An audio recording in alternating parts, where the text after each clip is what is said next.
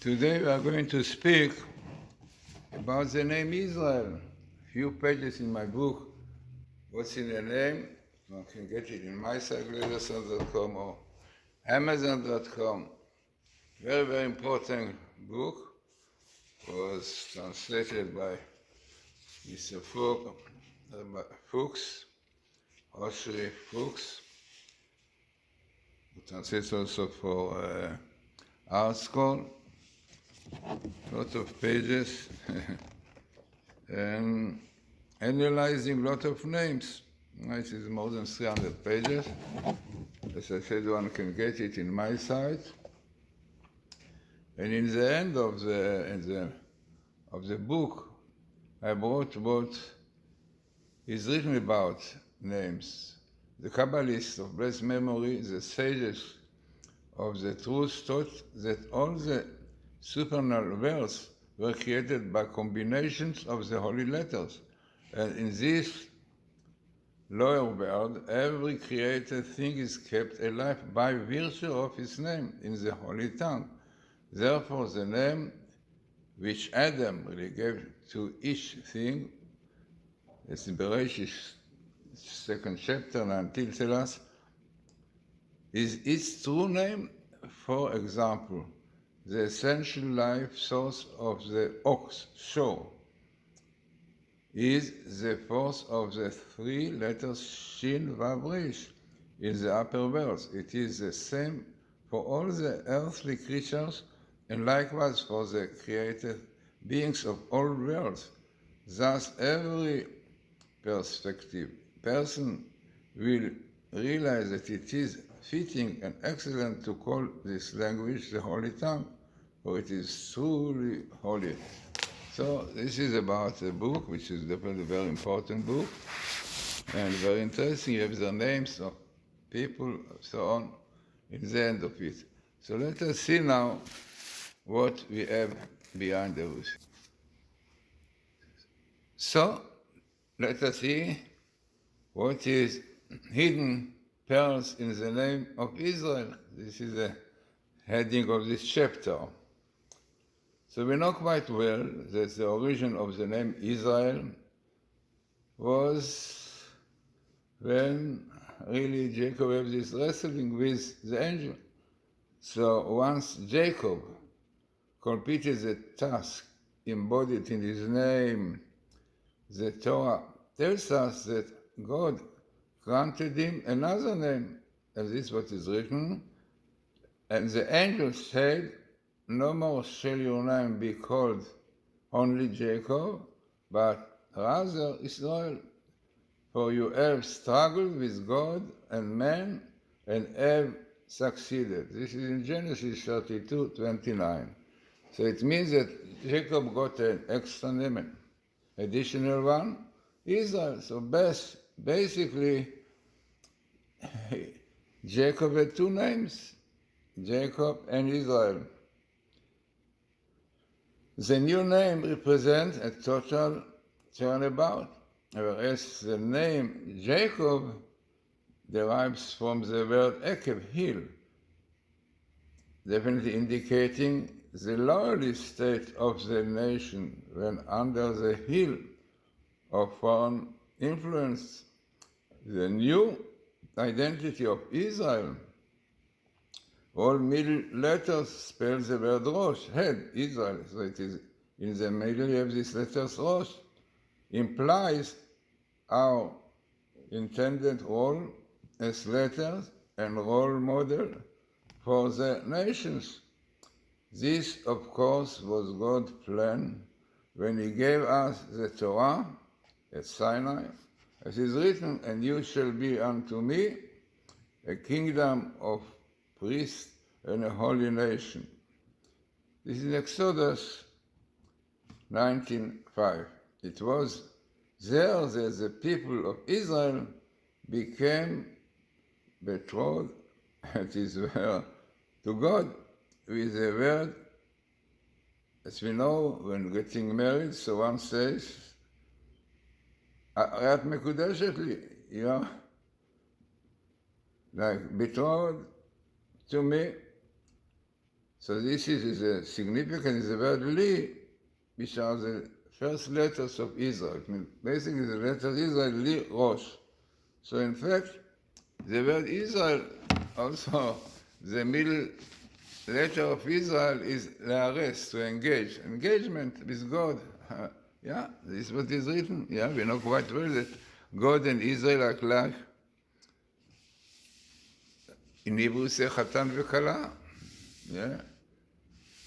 So, what we see it really clearly even now, Shabbos, we sing, יהיה לך דודי לקראת כלה. Yeah, we ask God to come to the Kale, yeah. Israel and God like Chatan v'Kala, bride and groom. So, this is definitely taken from my book, what's in the name, very important, lot of pages on the meaning of the word Israel, also Yehudi, a Jew. Jew is basically the name of God, Yud Kei Vav, and Dalet and Yud Kei. So, what is the basis really of the name Israel? It means the letters, what it means. So this is really a lecture which I give from my late father, Nachum Pinchas, Yaakov Bor.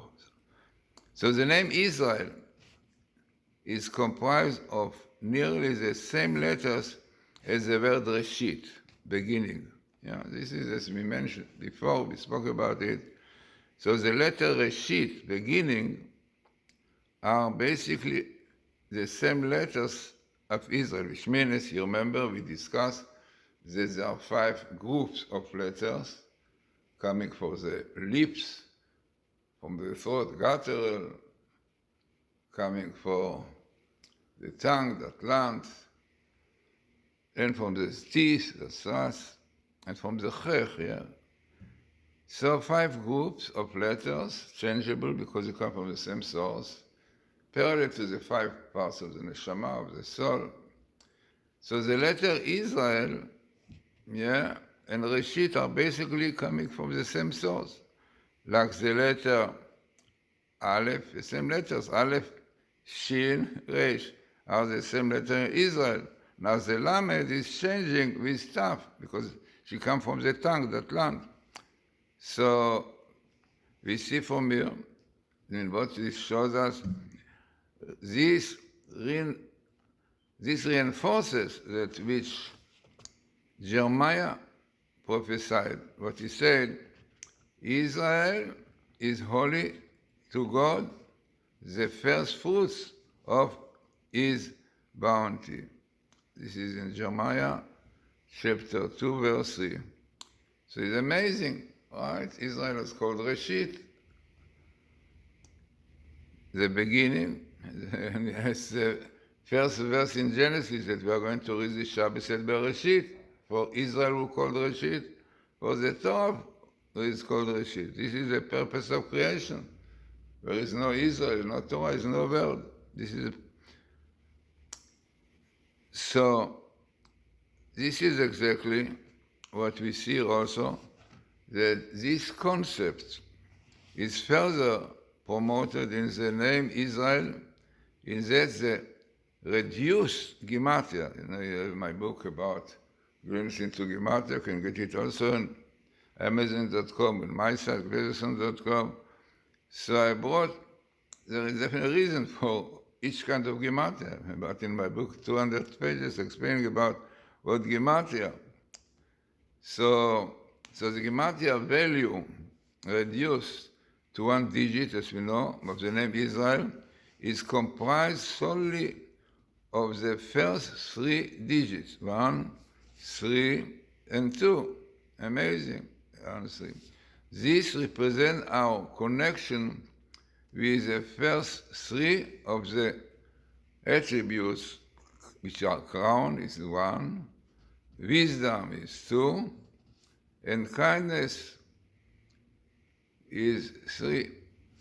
So it's amazing seeing that the root of Israel is connected with the high spheres, which also really represented by the 3 letters of Rosh, the letter Reish represents beginning, which is Chokhmah, called beginning, and the letter Shin represents the crown. You can see also the shape. And Aleph, Ulpan, wisdom. So this clearly shows the root of Israel, throne of glory, yeah? Those are the place of the souls. And from there they are coming.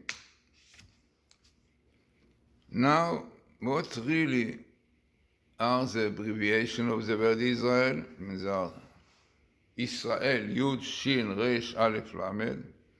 So there are abbreviation of 600 letters in Torah.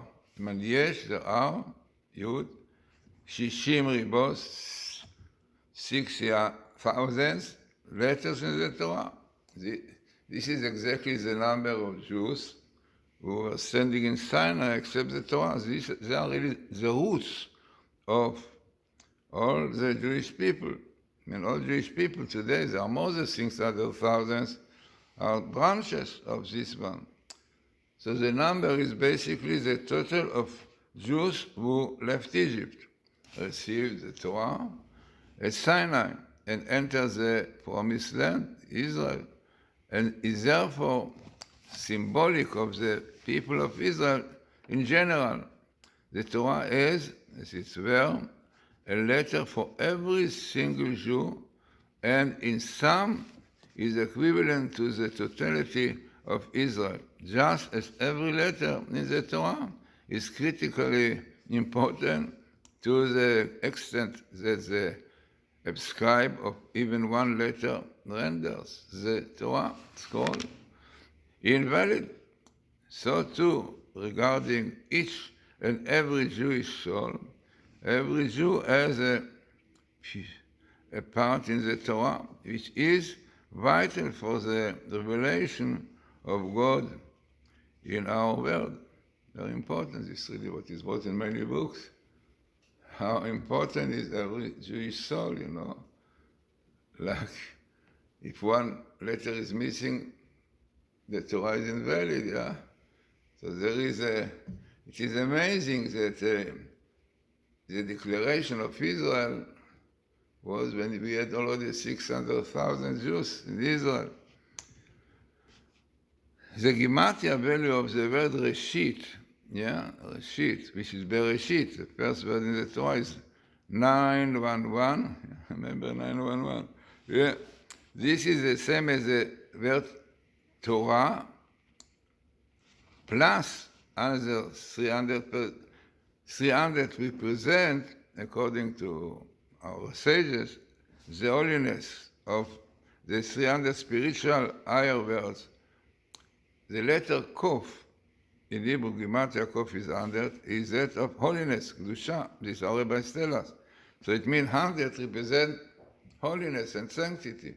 And we know when we pray, we say Kadosh, Kadosh, Kadosh, we say 3 times, because 3 times of holiness represent the mind, the heart, and the physical, the body. We have to sanctify our mind, our thought, our brain, sanctify our hearts, ruach, the physical liver. So, therefore, the word, Bereshit, which really represents the essence of creation. God created the world for keeping Torah mitzvot. We're supposed to make man holy, kadosh, kadosh, kadosh, to make him holy in these 3 dimensions. So therefore, the Gematria, the numerical value of Bereshit, is exactly 613, which is the commandments, the mitzvot, plus 300, representing the 3 level of sanctity, of holiness, that the man gets by keeping the Torah. So therefore, if you take Bereshit bara Elokim, is for the sake of Reshit, beginning of Israel, and the Torah which is called Reshit, God created the heaven and the earth. Yeah? I mean, studying Torah, keeping Torah. By Jews, this is really the condition for the world to continue. The Kabbalah says in the book Leviticus, the Zohar, that the world is round like a ball and is going around. So when people are on top, yeah, there are people who are down, yeah. So it means if people up are sleeping, so down they are awake. So it means there should not be a split second that Torah is not studying, because Bereshit, the world is standing by the Torah, and by Jews for keeping the Torah. No Torah, no world. Amazing. So, as we see, very interesting ideas behind the letters, Bereshit and Israel. The word Israel also may be divided into the word Yashar, meaning upright, straight, and Kel, God. In this sense, the name Israel teaches us Israel's essential tendency, which is to walk uprightly with God. Similarly, the Torah itself is called Sefer HaYashar, the book of upright. The word Yashar is used to describe man as he was before Adam sinned. It's written very famous verse which says, this is in Israelis, we said, האלוקים עשה את אדם ישר. The Lord created him, man, to be upright and honest. The sin led him upon a crooked path. So it is with Israel. When we perform the will of God, we are called Israel, straight with God, to emphasize the straightness of the divine route we have chosen. But when we sin, we are known as Yaakov, from the root meaning hill, and implying trickery and crookedness. Amazing. Israel, letters Israel, also has another interesting meaning. The letter of Israel can be further rearranged to spell Shirkel, meaning the song of God.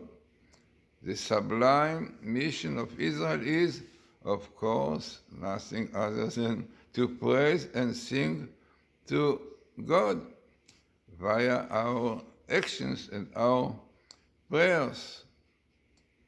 This is Zohar says, Zohar 10. Isaiah poignantly describes this when it declares the following. It said, the people I have created for myself, they shall relate my praise. Am zu yatzarti li, this nation I created for myself to relate my praise. This is a verse in Isaiah 43, verse 21. Amazing, yeah. Also interesting, Gematria and the word zu, this nation. The word this nation, zu, in Hebrew is 13, indicated the certain tribes, with Levite, definitely. So in fact, the entity of Israel is fundamental for the creation of the entire world. The purpose of creation is solely that the glory of God should thereby be revealed. Again, it is Isaiah, the prophet, whose verse ring out in truth, I have created everyone that is called by my name for my glory. And this is also in Isaiah, the same chapter 43, 7. So much more about it, but let us finish with an interesting idea. So those Jews who are praying, they said many times, which is called Kaddish, the verse, Amen, Ye'eh Shmei Rabba Mevorach Leolam, which means, Amen, may his great name be forever blessed. Now, if you take those, the first letters of this verse that we declare almost a few times every prayer, so it will spell Me Israel, meaning from Israel. From Israel emanates the greatness and blessing of the Holy One, blessed be He. So, I have many pages more about the name Israel, so if you want really to know, you have to read my book. To get my book, Amazon.com, or in my site, GlazersonBooks.com, or Glazerson.com. So, really, we are in a difficult time. And this is a time to show to the world that the Jews are the nation of God. Therefore, they have to behave accordingly. And what happens if they don't, you can see. This is the way to know. Everything which is happening now is in the Torah. He said that we read in the Torah the portion of Kitabo in Deuteronomy just before the beginning of the same week of the Second World War, that millions of Jews were killed. What we read there, we read if Jews don't keep the Torah, if they despise it, 98 curses, which all of them came in the Holocaust and unfortunately came also here, these days. So what is the solution? To do tshuva, to keep the Torah.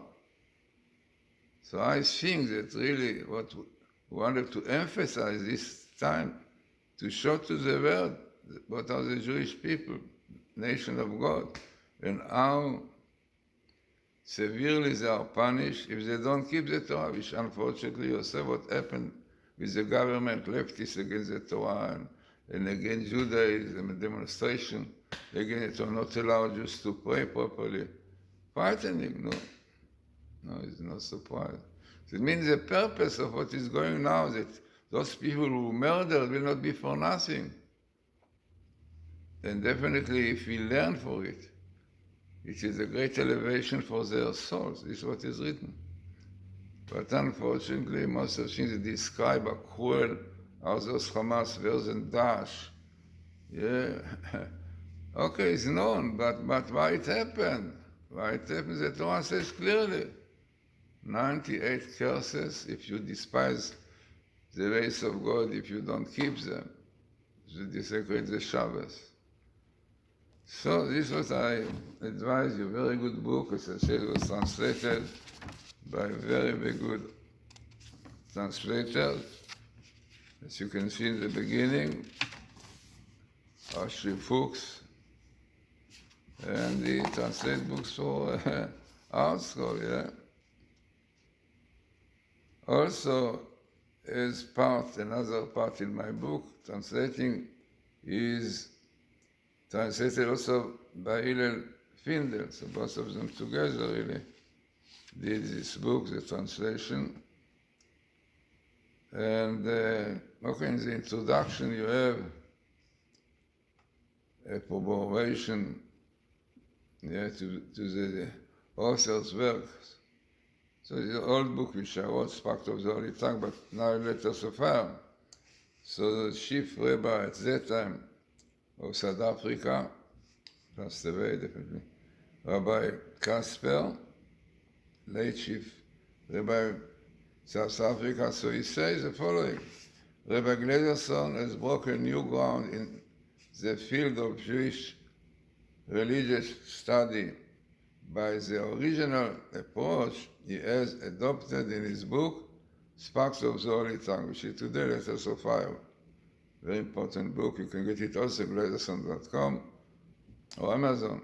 Delving into Jewish sources, he has managed to present a wealth of meaning and double meaning in the Hebrew Bible, in each case discovering and stressing a lesson of religious import.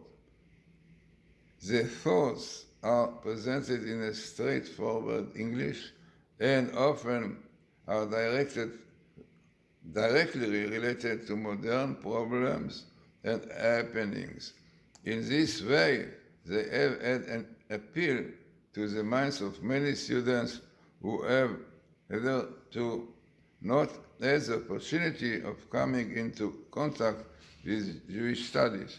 The book is a modest but useful contribution in the field, Rabbi B.M. Kasper. And there is also a probation in this book of First Sparks of the Return, Chariots of Fire, by Rabbi Yaakov Zalzer,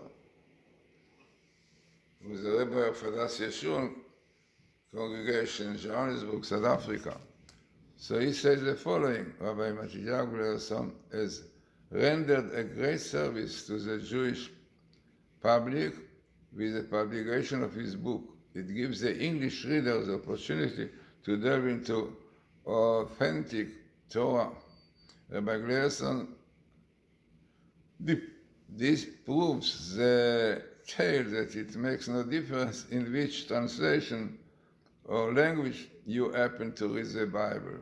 He demonstrates that the Hebrew language possesses certain values which you hardly find elsewhere. A simple word expresses, in fact, deep ideas which the real meaning of the word indicates. The Torah is not reading material for leisure, but needs much effort in order to be able to penetrate its real meaning and discover its real beauty beneath the surface. This book was in a name which Rabbi Glazerson, in fact, it refers to the book Letters of Fire. So this book of Rabbi Glazerson present to us is very topical today, when many thousands are searching for real values in a world of vanity.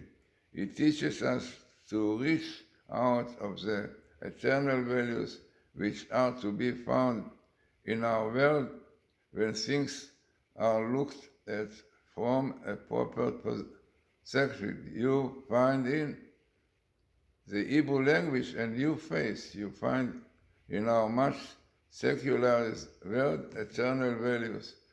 That is only one purpose of this publication. Rabbi Yaakov Zalzer, Rabbi of Hadas Yeshurun, congregation, Johannesburg, South Africa. So, very important book, and as one can get it in my site, glazersonbooks.com or Amazon.com.